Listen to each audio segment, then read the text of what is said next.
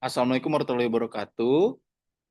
Kali ini saya akan mempresentasikan dari tugas individu MSDM 2 yang berjudul Integrasi dan Hubungan Perburuhan dari rangkuman materi sesi 3 dan sesi 9. Perkenalkan sebelumnya, nama saya Hilmi Alwan dengan nomor induk mahasiswa 2302010100279, kelas MJ 403 di program studi PJJ Manajemen S1.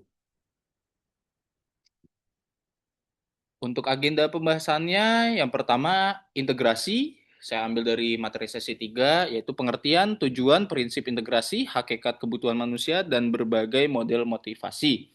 Yang kedua, hubungan perburuhan dari materi sesi 9, yang isinya KKB, kolektif bergaining, hubungan industrial Pancasila, kelembagaan, dan penyelesaian perselisihan. Dari bagian 1, integrasi, memadukan kebutuhan karyawan dengan tujuan organisasi dari sesi 3. Pengertian dan fungsi integrasi. Integrasi adalah pemanduan antara sumber daya manusia dengan organisasi. Karyawan bersedia meleburkan dirinya dengan organisasi agar menghasilkan tindakan yang efektif.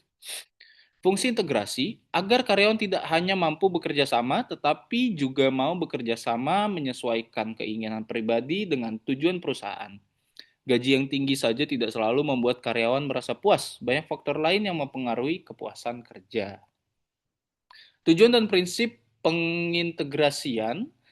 Tujuan pengintegrasian memanfaatkan karyawan agar bersedia bekerja keras dan berpartisipasi aktif menunjang tujuan perusahaan, sekaligus terpenuhinya kebutuhan karyawan.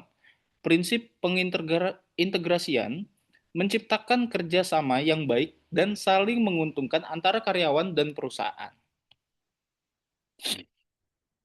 Hakikat kebutuhan manusia. Kebutuhan manusia dapat diklasifikasikan menjadi 3 kategori utama. Yang pertama, kebutuhan fisiologis, kebutuhan primer untuk mempertahankan hidup, seperti makan, minum, udara, tempat tinggal, istirahat, serta rasa terjamin atau keamanan. Yang kedua, kebutuhan sosial, hubungan fisik dan pergaulan, cinta dan kasih sayang, serta rasa diterima oleh kelompok atau lingkungan. Yang ketiga, kebutuhan egoistik, kebutuhan memandang ego diri sendiri, pengarahan, kekuasaan, kebebasan, prestasi, dan perwujudan diri. Selanjutnya, hierarki kebutuhan Abraham Maslow.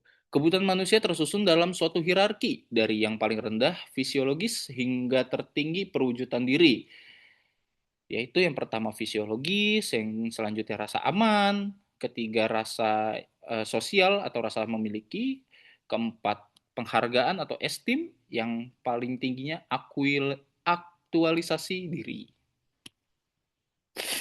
Teori X dan teori Y dari teori Douglas McGregor.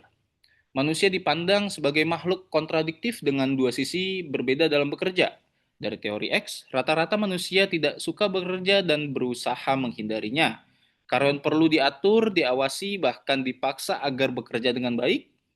Lalu manusia lebih suka diarahkan, menghindari tanggung jawab, dan merambisi rendah.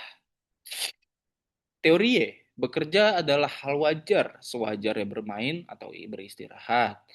Manusia mampu mengarahkan dan mengawasi diri sendiri untuk mencapai tujuan, dan manusia mau menerima bahkan mencari tanggung jawab serta kreatif dalam memecahkan masalah.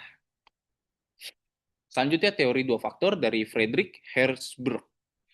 Ada dua kelompok kondisi yang mempengaruhi kepuasan kerja seorang. Yang pertama, faktor motivator, mendorong dan memuaskan karyawan untuk bekerja lebih baik. Dari pekerjaan itu sendiri, penghargaan, prestasi, promosi, sampai ke tanggung jawab. Lalu faktor higien. Bila tidak terpenuhi, menimbulkan rasa tidak puas pada karyawan.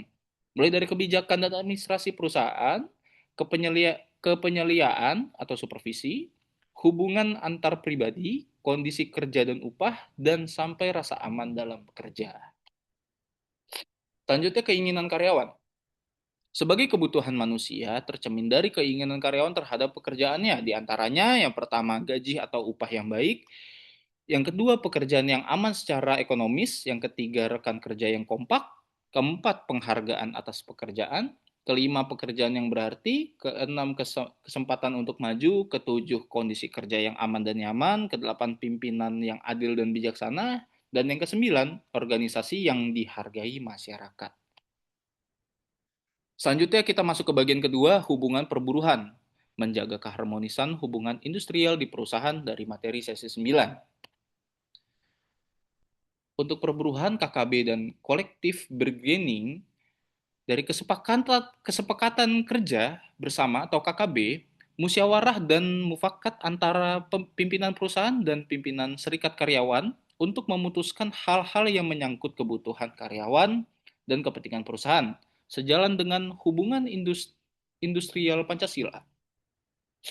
Selanjutnya, kolektif bargaining, perundingan antara pimpinan perusahaan dan serikat buruh yang didasarkan pada adu kekuatan posisi tawar bukan musyawarah. Sering diibaratkan seperti demokrasi barat. Selanjutnya HPP atau HIP, hubungan perburuhan Pancasila. Pengertiannya, hubungan antara pelaku dalam proses produksi barang dan jasa atau buruh karyawan, pengusaha dan pemerintah dalam meningkatkan harkat kemanusiaan berdasarkan nilai-nilai Pancasila dan Undang-Undang Dasar 1945. Landasan HPP dari IDIL, falsafah Pancasila, lalu landasan konstitusional Undang-Undang Dasar 1945 yang berisi HPP memandang kerja sebagai pengabdian manusia kepada Tuhan dan sesama, memandang karyawan sebagai pribadi dengan harkat dan martabat, bukan sekedar faktor produksi, dan seluruh orientasinya ditunjukkan kepada pembangunan nasional dan dinikmati merata oleh rakyat. Selanjutnya hubungan industrial, definisi dan prinsip. Dari UU nomor 13 tahun 2003 pasal 1 angka 16, suatu sistem hubungan yang terbentuk antara pelaku dalam proses produksi barang atau jasa hingga pengusaha, pekerja, buruh, dan pemerintah berdasarkan nilai-nilai Pancasila dan Undang-Undang 1945, prinsip hubungan industrial yaitu berisi kepentingan bersama, kemitraan yang saling menguntungkan, hubungan fungsional dan pembagian tugas, kekeluargaan, ketenangan berusaha dan bekerja, peningkatan produktivitas, dan peningkatan kesejahteraan bersama. Selanjutnya lembaga triparitit dan bipartit. Wadah kerjasama agar tercipta dialog, komunikasi, dan konsultasi yang serasi antar ketiga unsur. Yang pertama tripartit atau pusat dan daerah, itu ada di pemerintah, pengusaha, sampai pekerja atau buruh, dengan menjalankan dialog, komunikasi, dan konsultasi untuk merumuskan pemecahan masalah bersama. Lalu yang kedua, bipartit atau tingkat perusahaan, pengusaha sampai ke serikat pekerja, menghasilkan konsensus atau persetujuan yang mengikat kedua pihak mengenai syarat kerja, upah, dan jaminan sosial, menjadi dasar penjanjian perburuhan. Selanjutnya jenis perselisihan hubungan industrial. Berdasarkan Undang-Undang Nomor 2 Tahun 2004 Pasal 2, perselisihan industrial terbagi menjadi 4 jenis. Yang pertama, perselisihan hak muncul karena hak-hak karyawan tidak terpenuhi dengan baik oleh perusahaan. Selanjutnya, perselisihan kepentingan timbul akibat perbedaan pendapat atas perubahan peraturan sepihak yang merugikan karyawan. Selanjutnya, perselisihan PHK terjadi karena perbedaan pendapat soal pemutusan hubungan kerja, misalnya soal pesangon. Selanjutnya, antar serikat pekerja. Munculnya akibat kesalahpahaman, keanggotaan, atau hak dan kewajiban dalam suatu serikat pekerja. Selanjutnya, mekanisme penyelesaian perselisihan. Penyelesaian ditempuh secara bertahap, dari yang paling informal hingga jalur pengadilan. Yang pertama, perundingan bipartit, musyawarah langsung, pengusaha dan pekerja atau serikat pekerja maksimal 30 hari kerja.